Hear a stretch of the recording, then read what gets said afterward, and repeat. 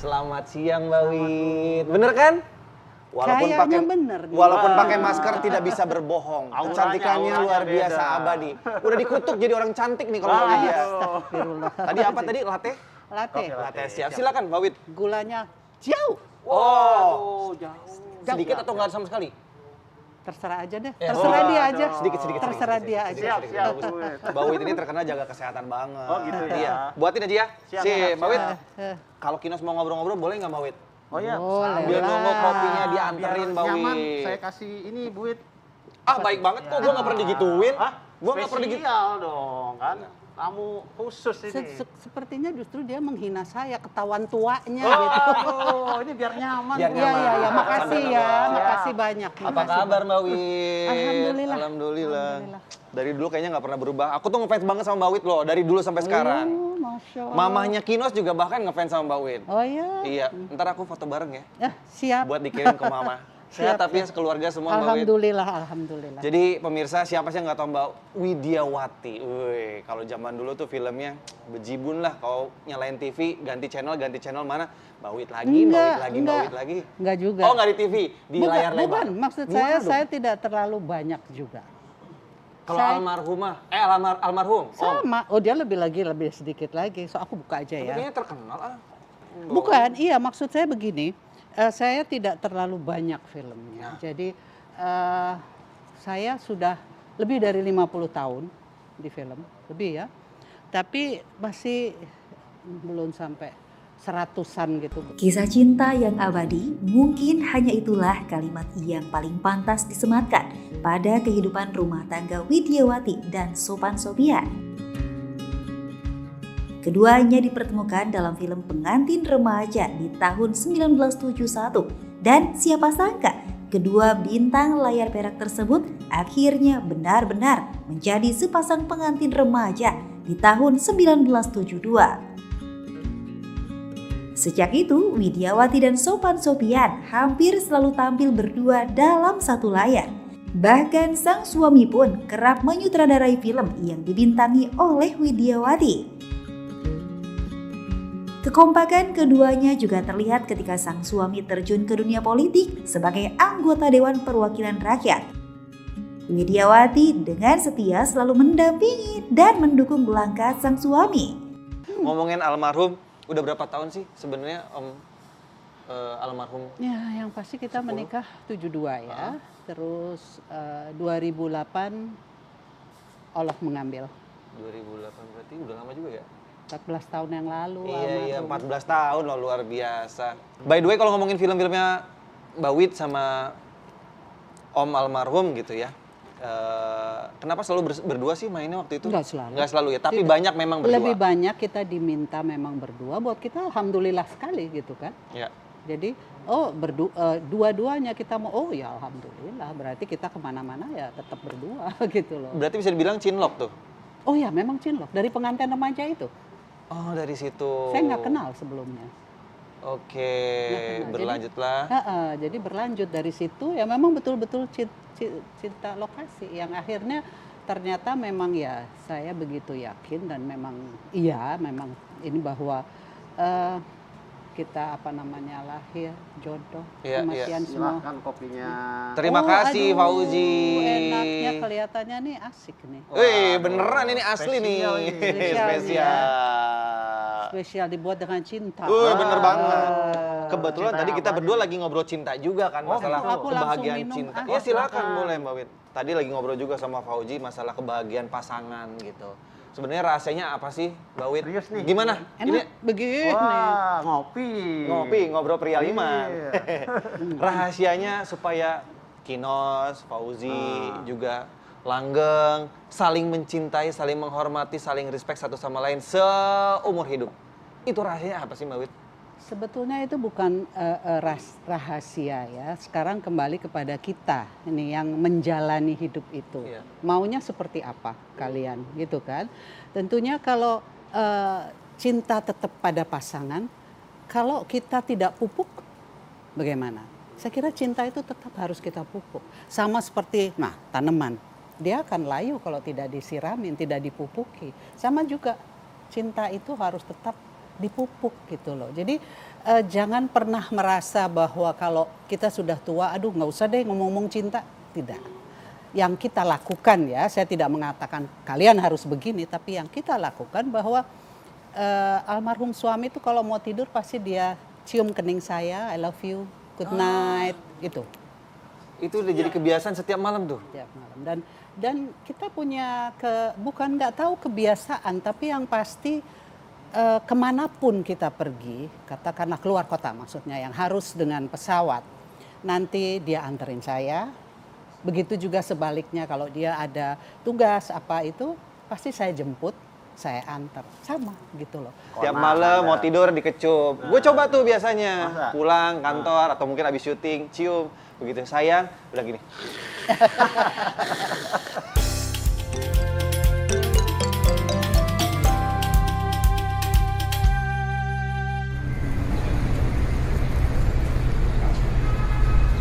Assalamualaikum warahmatullahi wabarakatuh. Waalaikumsalam warahmatullahi wabarakatuh. Kopi Toraja.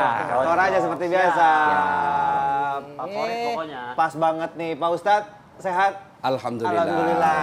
Ada tamu spesial Pak Ustadz, Mbak Widiawati. Tahu Wah, dong. Pasti tahu lah. Iya kan? Kita ini penonton masih TVRI waktu itu. Iya. Sudah sering nampak wajah beliau. Alhamdulillah. Silakan. Udah bikinin aja ya. Mbak Wid, ini Iya, Pak sehat. Ustadz Dasar Sehat. Latif. Alhamdulillah. Langganan Harus ngopi sehat di ya. sini. Oh gitu. Langganan Apa banget. kopinya? Saking langganannya nggak pernah bayar. Kopi dia. Toraja. Oh gitu. Kopi Ya. Toraja. Tidak bayar kodok. Kena kan. Ketemu lagi Makassarnya kita. keluar. Trio. Trio. Ini juga Bugis, Makassar bapaknya, juga. mbak ibunya. Suami orang dari Makassar, Oh, saya iya, aslinya. Ya, semuanya orang dari Makassar gagah-gagah. Setuju banget. Maksudnya Pak Ustadz gagah. Enggak gagah, penuh pesona. Itu ya 11-12 ya. Ya, Pak Ustadz. Ya. Dari tadi Kino sama Mbak Wid lagi ngomongin tentang apa ya, memupuk rasa cinta gitu kan, kesetiaan sama pasangan. Mbak Wid ini udah tinggal kurang lebih 14 tahun sama almarhum. Tapi tetap rasa cinta itu membara. Ada dua hal yang sampai sekarang ahli cinta belum bisa menyimpulkan. Ah. Apakah indah yang membuat orang jatuh cinta? Ah. Apakah cinta yang membuat orang jadi indah? Indah. Ya. Itu kan sampai sekarang masih diperdebatkan. Ya. Ada orang karena cintanya akhirnya yang jelek pun jadi indah. Iya benar. Ya. Kalau Iya, dia iya, sudah iya. jatuh cinta. Udah Ya. nggak lihat itu ya. Ada juga orang yang karena indahnya akhirnya jatuh cinta. Jadi ini ya sampai sekarang belum ada kesimpulan. Jadi kesatuan mungkin. Ya, itulah sebabnya dalam agama cinta dan kasih sayang, cinta itu biasanya selalu diidentik dengan syahwat. Ya. Ya. Iya. Maka cinta itu selalu identik dengan yang mulus, ya, yang indah. Anda mau tahu apa itu kasih sayang? Lihatlah cintanya seorang ibu kepada anaknya. Itu. Iya, Tapi kalau cinta selalu identik dengan nafsu. Nafsu. Ya kan? Identik dengan syahwat. Iya. Ya, tapi kasih sayang tanpa nafsu pun bisa terwujud. Iya. Maka motivasi menikah itu kalau dia berdasarkan keindahan, kecantikan, Ya. maka biasanya akan luntur cintanya dalam perjalanan. Ya. Kenapa? Karena indah itu, cantik itu ada batasnya. Ya. Iya, benar. Cantik itu temporer. Ya. Ya, mungkin 17 tahun masih cantik. Ya, kita tidak bisa menafikan ketika Mbak Widiawati main film apa itu Romeo and Pengantin Juliet, remaja. pengantin remaja, pasti jauh lebih belia, lebih muda daripada yang sekarang. Iya. Ya kan? Iya. Berarti Iyalah. ada batasnya. Iya. Kemudian cantik itu juga subjektif. Iya. Cantik menurut Kinos belum tentu cantik menurut saya. Iya. Ketika saya ditanya di depan istri saya, Dasat siapa orang tercantik di dunia? Tapi ada istri saya di depan. Pasti jawabannya? Maka saya pasti istri saya dong. Ya kan? Tapi kalau nggak ada Subjektif. istri, kalau nggak ada istri, Rahasia. Jangan menekan bos.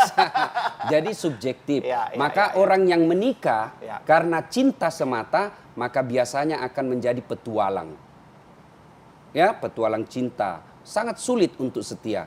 Tapi kalau dia menikah karena Sayang. kebaikan akhlak, ya, kemudian karena pertimbangan agama dan iman, biasanya meskipun sudah lama dia tidak akan ternodai rasa dalam berumah tangga. Nah sekarang banyak orang berumah tangga motivasinya karena dia cantik, motivasinya karena dia selebriti, Kaya. motivasinya karena dia kaya. Maka ini semua hayali, ini semua pasti ada batasnya. Ya, nah, kalau dia kaya, ya mungkin tahun ini dia kaya. Ya besok lusa 1 tahun kemudian tiba-tiba kena tsunami. Seperti kejadian di Palu, yang tadinya kaya raya tiba-tiba digulung oleh bencana alam jadi miskin. Begitu dia miskin, luntur cintanya. Ada orang menikah karena anaknya bupati, atau anaknya menteri, atau anaknya pejabat. Begitu pensiun, karena pejabatan pasti ada hilangnya. Begitu dia hilang jabatan bapaknya, luntur cintanya. Itulah sebabnya agama dengan sangat bijaksana, Nabi menginformasikan nikahi seorang wanita karena cantiknya. Cantik penting. Karena kalau dia tidak cantik, cepat ganti casing. Ya kan? Yang kedua karena keturunannya penting. Tapi sejarah membuktikan ada orang keturunan baik-baik bapaknya, anaknya jadi pengkhianat. Anaknya Nabi Nuh. Kemudian kata Nabi, nikahilah karena dia kaya. Penting. Boleh, karena kaya. Penting, tapi tidak boleh materialistik. Maksudnya begini, ada 2 orang melamar anak saya. Satu bagus agamanya, tapi tidak punya kerja yang jelas. Satu lagi bagus agamanya, tapi ada kerjanya. Ketika saya memilih yang sudah jelas kerjanya, itu bukan materialistik. Tapi yang disebut materialistik, dia lamar anak saya, meskipun beda keyakinan, tapi karena dia kaya, ada perusahaannya, mapan, saya pilih yang beda agama, itulah yang disebut materialistik. Yang keempat, kata Nabi, nikahi karena agamanya. Karena untuk mendapat dialah cantik, dia keturunan baik-baik, dia orang kaya, lalu bagus agamanya, 10 perempuan belum tentu ada 1.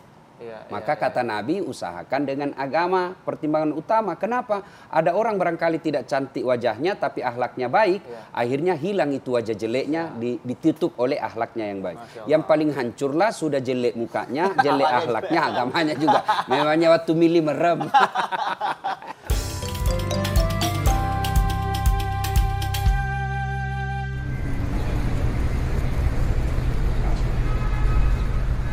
Nah, bagus tuh Mbak Wit, pertanyaan dari Pak Ustadz tadi belum kejawab, menjaga kesetiaannya gitu dari godaan-godaan apapun itulah. Ada stigma, lelaki selalu identik dengan pengkhianat. Dia yang selalu berusaha mengkhianati rumah tangga. Padahal saya lihat sama aja. Ketika jasadnya masih ada, saya sempat bicara bahwa kamu harus tetap menjaga saya seperti kamu masih ada. Gitu. Jadi saya tidak, kadang-kadang suka kesel, saya bilang, lu nggak mau nikah lagi? Nggak ada topik lain ya, nanya kayak gitu. Malah saya kesel kada orang nanya gitu. Jadi saya, yang penting kita jalani hidup aja terus gitu loh. Saya orang yang selalu mensyukuri apa nikmat yang Allah berikan ya. Jalani aja. Memang saya ketika ditinggal saya jujur saya mengurung diri. Tapi ada tawaran untuk main film anak-anak, lalu adiknya almarhum main. Gue juga nggak suka ngelihat lo kayak gini. Lo mesti main. Oke, saya mulai main. Dari situ akhirnya banyak tawaran. Jadi bukan saya mau melupakan, bukan. Tapi kita dengan kesibukan tentunya berbeda ya. Gitu loh. Iya ada distractornya ya. Betul. Jadi itu yang saya lakukan. Tapi buat saya ya sampai saat ini ya masih di sini saya masih almarhum terus. Gitu. Jadi agama menganjurkan nikah itu bukan sekedar menyatukan 2 orang yang berkasih sayang, tapi satu, itu perintah agama. Nabi katakan, siapa yang sudah mampu lalu dia tidak mau menikah, falaisa minni, kamu bukan umatku. Coba, jadi menikah itu menegakkan sunnah. Begitu karena dia adalah sunnah dan ibadah, maka agama mengajarkan orang yang berhubungan badan itu adalah ibadah. Jadi kalau anak ditanya ibadah yang paling nikmat apa? Ya berhubungan badan. Ya ibadah. Nah sudah itu niat berikutnya. Niatkanlah bahwa berumah tangga itu bukan sekedar menyatukan itu, tapi melanjutkan risalah Islam. Maksudnya apa? Bayangkan kalau kita tidak punya keturunan. Siapa yang melanjutkan hadis? Siapa yang melanjutkan Al-Quran? Siapa yang melanjutkan fikih? Maka berumah tangga itu niatkan lillahi ta'ala. Kalau sudah niatnya lillahi ta'ala, maka CCTV-nya bukan kamera yang ada di rumah dan di kantor. Tapi CCTV-nya adalah malaikat, rakit dan atid. Dia, kalau dia mau berselingkuh, mau macam-macam. Ada malaikat, pengawasan melekat. Pengawasan malaikat. Tapi kalau niatnya bukan lillahi ta'ala, dia tiba-tiba apa yang waktu pacaran romantis, waktu pacaran santun, begitu sudah menikah kelihatan semua aslinya. Ya. Kan waktu pacaran, hati-hati sayang. Mau tidur, jangan lupa ya. Itu waktu sebelum masih pacaran, sudah menikah semua kasar. Maka pada saat itu mulai kecewa. Tapi kalau dia niatnya lillahi ta'ala, sabarnya menjadi pahala. Ustadz, istriku tidak masak, saya yang masak setiap hari, saya ngurus anak saya. Kalau dia niatnya lillahi ta'ala, masaknya seorang lelaki mengambil pahalanya seorang istri. Mengurusnya seorang lelaki baik, mengambil pahala istrinya. Sehingga apa? Suaminya yang mendominasi, suaminya yang memborong semua pahala, istrinya tidak dapat apa-apa. Dan ingat Kinos, orang masuk surga itu bukan karena tidak punya dosa. Tapi orang masuk surga itu karena ketika ditimbang kebaikan dan keburukannya, ternyata kebaikannya jauh lebih besar daripada keburukannya. Maka untuk itu berpastabikul khairat, berlomba-lomba memperbanyak amal. Siapa yang mengajarkan pahala di rumah tangga, maka dia dapat pahala. Mbak Wit, ini Kino sama Pak Uji minta apa ya, tips, trik supaya langgeng, saling mencintai, menyayangi, menghormati sepanjang hayat hidupnya nih sama pasangan, buat pemirsa juga di rumah. Silakan Mbak Wit. Saya nggak bisa bilang harus begini, harus begitu ya. Itu yang kami lakukan ya. Jadi kalau kalian lakukan itu ya insya Allah, saya nggak tahu ya. Masing-masing kan beda-beda ya dalam rumah tangga. Kadang-kadang ada rulesnya masing-masing. Tapi kalau saya yang saya lakukan adalah buanglah ego kita. Saling menghargai, saling dalam hidup tuh saling tuh penting sekali gitu loh. Buat saya loh gitu loh. Jadi hargailah pasangan Anda gitu. Ya. Apa yang kira-kira bisa kita petik ilmunya? Alhamdulillah, salah satu kesyukuran kita kepada Allah Subhanahu wa taala sebab berumah tangga itu adalah sebuah ibadah. Yang artinya tidak ada pekerjaan kebaikan dalam rumah tangga itu yang tidak dinilai sebagai pahala, ya. Nah, karena dia sebuah kebaikan dan pahala, tentu iblis dan setan berupaya menggagalkannya. Dengan cara apa? Kegagalannya dibisiki dengan perselingkuhan, kegagalannya dibisiki dengan ketidaksyukuran, kegagalannya dibisiki dengan kedengkian dan kecemburuan. Maka resepnya, percayalah bahwa tidak ada rumah tangga yang tidak ada masalahnya. Percaya itu. Rasulullah saja, Aisyah pernah difitnah, selingkuh. Bahkan Rasulullah pernah suatu ketika datang istri tua beliau, membawa kue diberikan kepada Aisyah. Aisyah bukannya menyampaikan kepada Rasulullah, tapi Aisyah justru menumpahkannya di depan Rasulullah dan di para sahabat. Apakah Nabi marah? Tidak. Nabi cuma berkata kepada para sahabatnya, kau lihat itu ibumu, cemburu. Bagaimana? Masalah ini ada, tapi Rasulullah menyikapinya dengan apa? Santai aja. Cemburu itu bagi seorang perempuan itu fitrahnya. Kalau ada perempuan tidak cemburu kepada suaminya, pasti ada kelainan. Maka menyikapinya, ya sudah, jangan ego yang naik. Tapi bersabar. Itulah sebabnya Al-Quran menjelaskan, ista'inu bis-sabri was-salah. Sabar, perbaiki solatmu, Allah yang selesaikan masalah dalam rumah tanggamu. Sayang ketika kita punya masalah dalam rumah tangga, kita lebih sering curhat di Facebook, kita lebih sering curhat di medsos, daripada curhat kepada Allah Subhanahu wa taala. Padahal curhat di medsos tidak ada yang memberikan solusi. Bahkan kepada saudara sekalipun. Jangan pikir saudaramu memberi solusi. Tidak. Ketika dia masuk dengki, maka dia berikan kamu solusi yang membuat dia juga hancur. Misal, saudara kita Allah takdirkan dia miskin, istrinya penghasut, istrinya jelek. Datanglah curhat kita. Ini enak betul adik saya hidupnya bagus. Maka masuk setan, dibisikinya dia supaya dengki. Bagaimana supaya saudaranya juga hancur. Apa ada begitu? Siapa yang dorong Nabi Yusuf masuk ke sumur? Saudaranya sendiri. Maka ketika ada masalah dalam rumah tangga, solusinya adalah agama. Agama itu wujud konkretnya sabar, perbaiki sholat. Allah yang akan selesaikan masalahmu. Dan begitu ada masalah dalam rumah tangga disikapi dengan sabar, masalah itu akan menggugurkan dosa-dosa. Begitu rumah tangga dapat kenikmatan, dapat bahagia, kemudian dapat rezeki yang berkecukupan, maka syukuri. Dan ketika kau pun bersyukur, itu akan menjadi amal. Luar biasa kita. Cobaan dalam rumah tangga kita bersabar menjadi penggugur dosa-dosa. Dapat kenikmatan dalam rumah tangga kita bersyukur, syukur itu menjadi pahala. Tinggal setel niatnya, bagaimana bisa bersabar, bagaimana mampu bersyukur. Demikian, semoga manfaat. Assalamualaikum warahmatullahi wabarakatuh. Waalaikumsalam warahmatullahi wabarakatuh.